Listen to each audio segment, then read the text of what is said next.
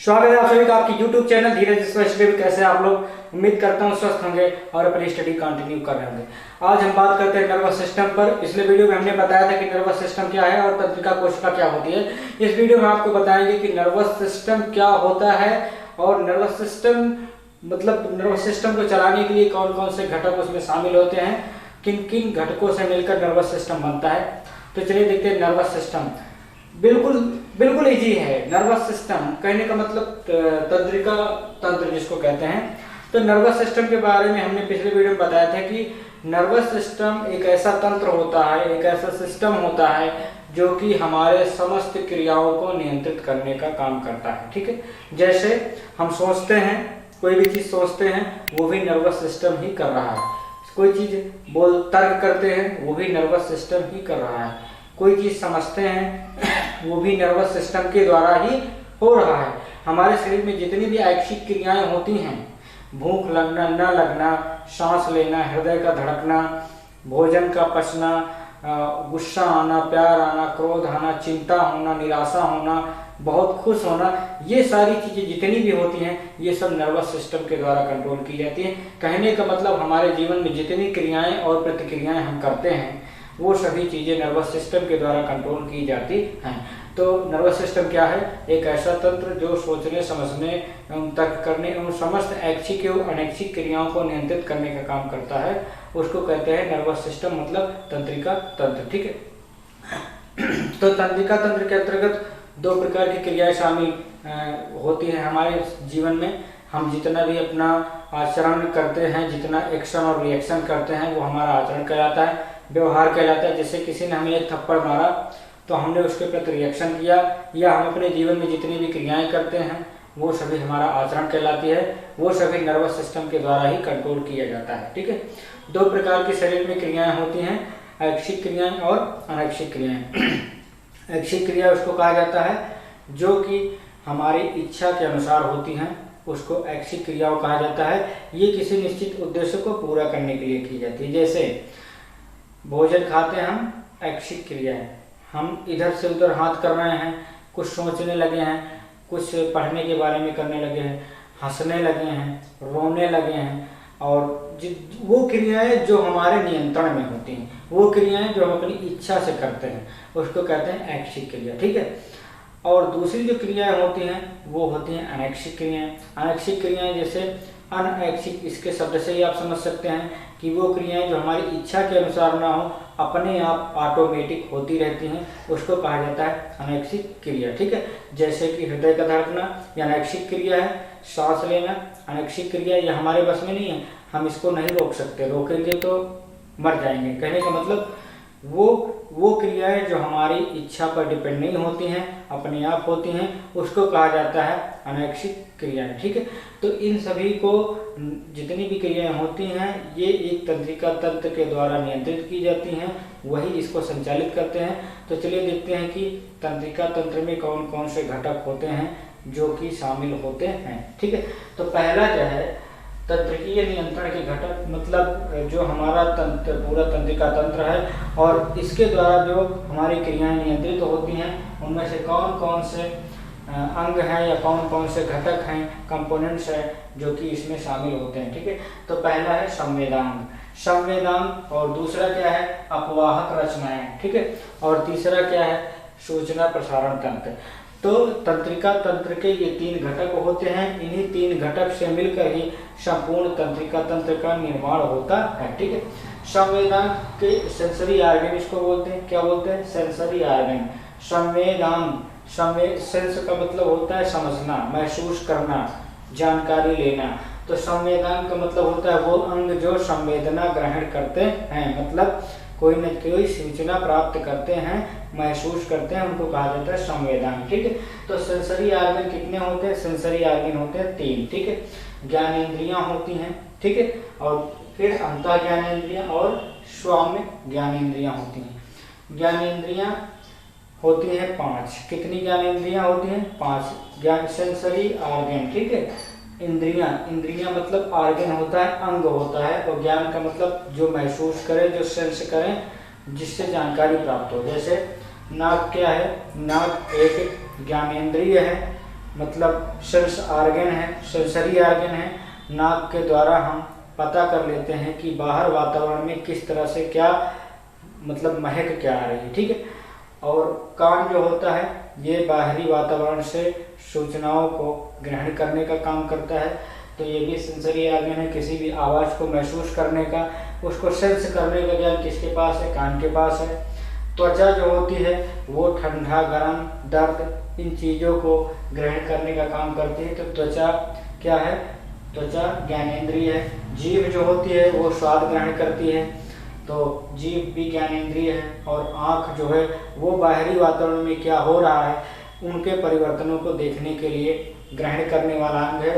तो इस तरीके से ये 5 ज्ञानेंद्रियाँ होती हैं जो बाहरी वातावरण से सूचनाओं को हासिल करती हैं और उसके बाद फिर आगे की क्रिया होती है, ठीक है।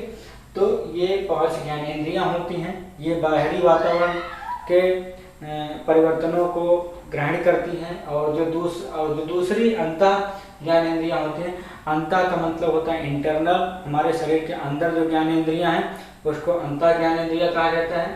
तो हमारे शरीर के अंदर जो उद्दीपन होते हैं, जो परिवर्तन होते हैं, जो एक्शंस रिएक्शंस होते हैं, उनको ग्रहण करने का काम अंतः ज्ञानेंद्रियाँ करती हैं, ठीक है। हमारे शरीर के अंदर जो भी परिवर्तन होता है, जैसे टेम्परेचर, तापमान में परिवर्तन हुआ या कुछ और हमारे शरीर में अंदर आंतरिक जो उद्दीपन होते हैं उसको ग्रहण करने का काम जो करते हैं वो अंतः ज्ञानेंद्रियाँ करती हैं, ठीक है।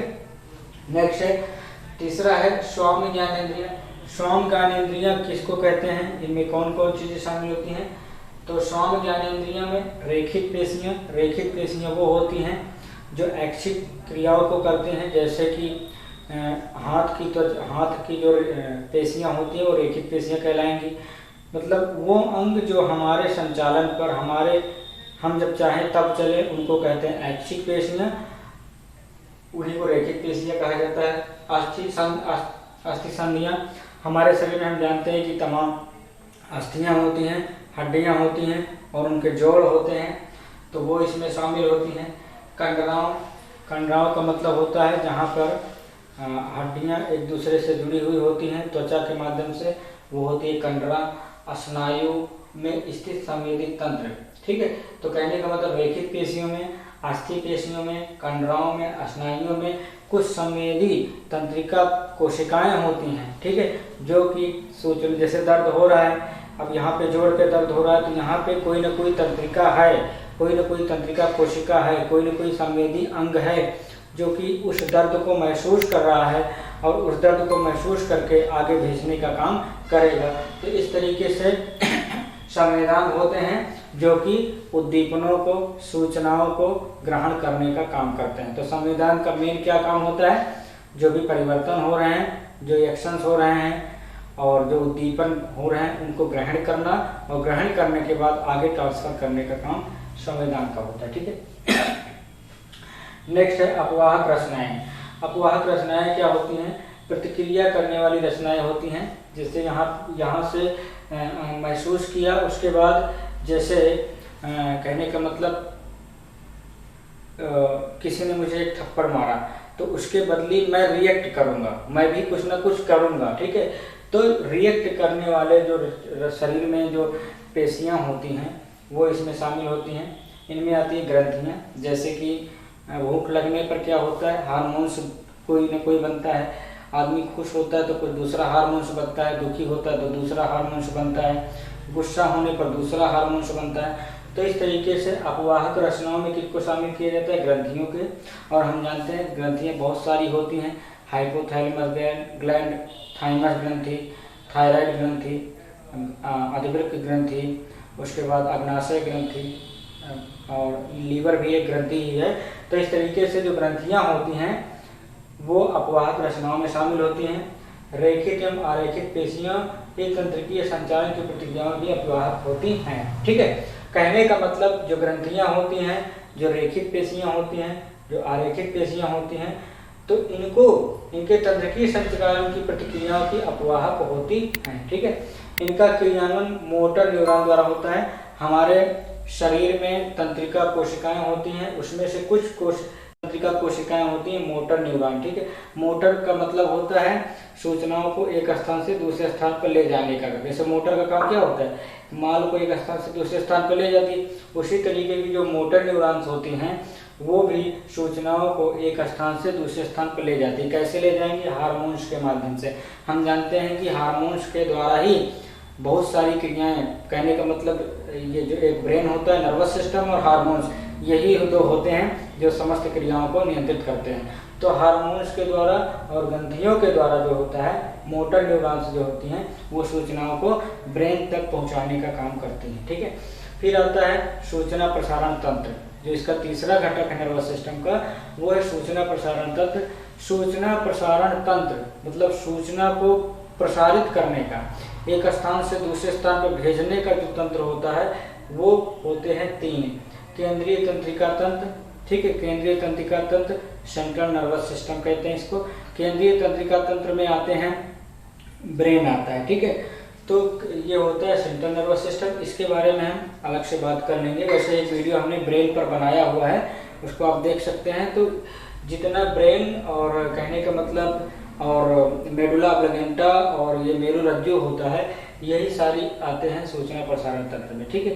तो इसके बारे में हमने बताया कि ब्रेन, मेडुला ऑब्लिगेंटा, उसके बाद जो मेरुरज्जु होता है, ये सूचना प्रसारण तंत्र में शामिल होते हैं। तो सूचना प्रसारण तंत्र में कौन है, केंद्रीय तंत्रिका तंत्र, जिसको सेंट्रल नर्वस सिस्टम कहा जाता है। केंद्रीय का मतलब होता है ये मेन होता है, ये सेंटर होता है। तंत्रिका तंत्र का ये मेन हिस्सा होता है, मतलब ब्रेन, ठीक है। तो तंत्रिका तंत्र का मेन क्या होता है, ब्रेन होता है। तो सीएनएस कहाँ होता है, सीएनएस ब्रेन को ही बोलते हैं। परिधीय तंत्रिका तंत्र, पीएनएस मतलब पेरिफेरियल नर्वस सिस्टम, परिधीय तंत्रिका तंत्र। और तीसरा है स्वाधीन तंत्रिका तंत्र, ऑटोनोमस नर्वस सिस्टम। तो इतनी चीजें जो होती हैं तंत्रिका तंत्र में शामिल होती हैं। पहला क्या है, संवेदनाओं को ग्रहण करेगा, सूचनाओं को, और दूसरा क्या करेगा, दूसरा जो है उनको मोटर न्यूरॉन्स के जरिए, ग्रंथियों और हार्मोन्स के जरिए भेजने का काम करेगा।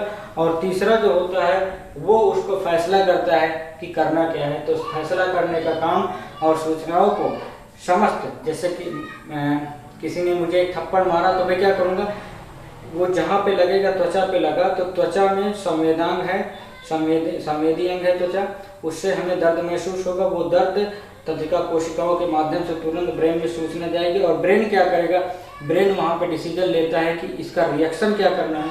तो रिएक्शन करने का काम जो होता है वो सूचना प्रसारण तंत्र के द्वारा होता है। तो इस तरीके से आपने इस वीडियो में नर्वस सिस्टम और उसके घटकों के बारे में जान लिया है। तो प्लीज़ वीडियो को पूरा देखिएगा। चैनल को सब्सक्राइब नहीं किए तो चैनल को सब्सक्राइब करके बेल आइकन प्रेस कर लीजिए, तो आपको इसी तरीके के लेटेस्ट वीडियोस प्राप्त होती रहें और आप अपने ज्ञान को बढ़ाते रहें।